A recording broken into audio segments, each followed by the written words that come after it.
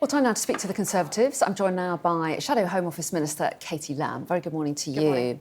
We're learning today that the number of foreign-born people in prisons for serious violent, sexual and theft offences has risen over the last year.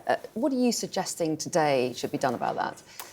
Well, all of those people ultimately need to leave the country. There is no reason that somebody who's committed a crime, who's come here and damaged the fabric of our society should stay.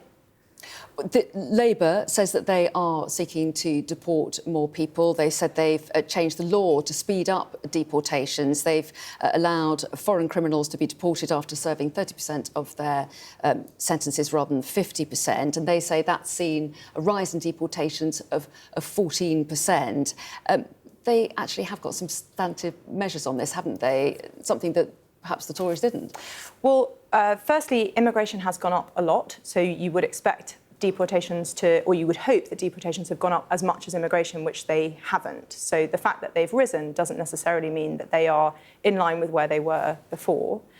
But also there are various changes that I and my Conservative Shadow Home Office colleagues have proposed to the government. We've tried to make several amendments to the Borders Bill, which was passed earlier this year, saying, for example, that everybody who commits a crime needs to leave the country. At the moment, there are certain additional rules, and we said that those should be swept away. It should be everybody, actually, who breaks the law who has to leave, and those were voted down. How practical is that, though? Because many of these foreign national offenders come from countries either with poor justice systems or no returns agreement. So is it actually practical to send shy of 7,000 people home safely and legally? Well, I think that it is, and you mentioned legally. I mean, of course, the government makes the law, so yes, it's always possible to send these people home legally if the government wants to do that. And again, that comes back to some of the changes that we proposed to the Borders Bill. So one of the powers that the last government brought in to try and tackle this problem was to say that the Home Secretary can say to countries that aren't taking back their foreign criminals, OK, well, we won't issue any more visas. If you won't take back the people who've come here from your country who've broken the law, then you can't have any more visas until you change your mind on that, until you take those people. And one of the things that we tried to do in the Borders Bill is to say that that's a duty, that the Home Secretary has to do that. And again, the government voted it down. So there are things that the government can do to press these countries a lot harder. So what if it's someone from Iran or Afghanistan, for example? What would happen in those instances? It depends on the severity of the crime, but we're now seeing regularly people who have come here from countries committing really some utterly atrocious crimes.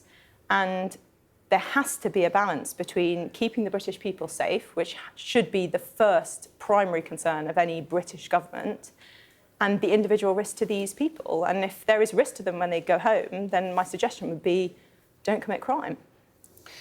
You have talked about disapplying the Human Rights Act. Is that something that you would consider in these cases? Yes, so that the Conservative policy is to disapply the Human Rights Act and the European Court of Human Rights to border management issues. Well, hasn't your leader launched a review into whether or not to abandon the Human Rights Act?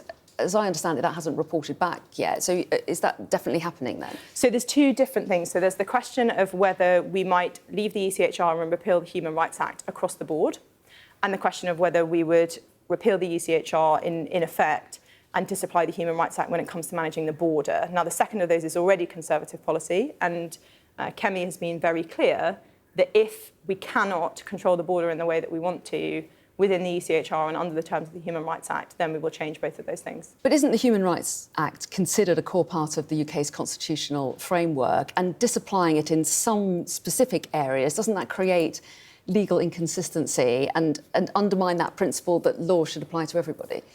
Well, a couple of different things there. So firstly, that's why the whole law is being reviewed. So because the Borders Bill came up, we had and wanted to make sure that we had a very clear policy when it came to managing the border. So that decision was made. There are various ramifications for changing the law. I don't think it can be possible that something that was only passed in 1997 is considered a core part of Britain's constitutional framework. But the Human Rights Act in the whole and the ECHR in the whole is being reviewed, and that decision will come, I think, in the autumn, although I don't know that for sure. But if it interferes with our ability to manage our borders, then the decision will be that we need to leave. Well, Does that then mean that the plan risks deporting individuals to countries where they could face torture, they could face persecution or degrading treatment, and the only way they can stop that happening, you say, is by not committing a crime in the first place? Well, yes, I think there's a balance to be struck if there really is a serious risk of something happening to somebody if they go home. But if you are a paedophile, a serial rapist, a murderer, if you are clearly causing serious harm to the people of the UK, you cannot stay in this country, no matter the threat to you if you go home.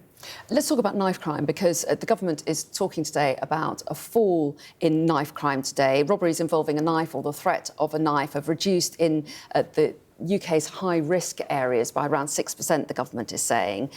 Does this show that the government is taking this issue seriously after years of rises in knife crime? I'm afraid not. I wish that it did, but they've cherry-picked certain locations. And they say they've picked the locations where it's at its worst. I don't think that can be credible when they're not looking properly at London, which is the centre of the knife crime epidemic of the UK.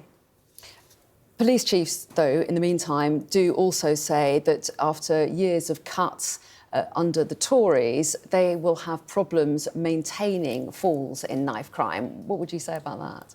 Well, I think we've actually seen a fall in prison numbers under this, in police officer numbers under this government. So the Conservatives left office. I'm a new member of Parliament, but They've at the talked general specifically election, about cuts the Conservatives under the Tories. left office with the highest number of police officers that we've ever had.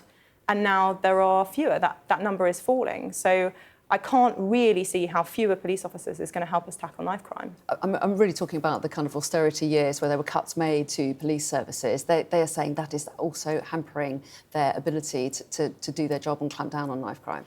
And what I'm saying is that we are seeing now the Home Office make real terms cuts to the number of police officers that we have, and the number of police officers is the key thing that determines whether or not we can fight crime. OK, Katie Lam, we appreciate your time this morning. Thanks very much indeed for coming. Thank you for having me.